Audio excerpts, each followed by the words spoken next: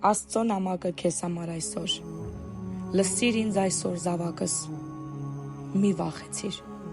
Մի սարսափիր քո դեմ ծառացած այս հոգևոր պատերազմներից։ Ես քեզ հետ եմ, միջև աշխարհի վերջը։ Ես եմ քո Տեր Աստվածը, նա որ գնում է քո առջևից, նա որ պատերազմում է քո թշնամիների դեմ եւ քեզ հաղթանակներ է տալիս։ Ուժեղ եղիր, քաջ եղիր, չսարսափես գիշերվա խավարից, որովհետև ես քեզ երբեք չեմ թողնի, քեզ երբեք չեմ լքի։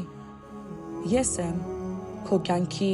լույսն ու փրկությունը, դու ումից պիտի վախենաս։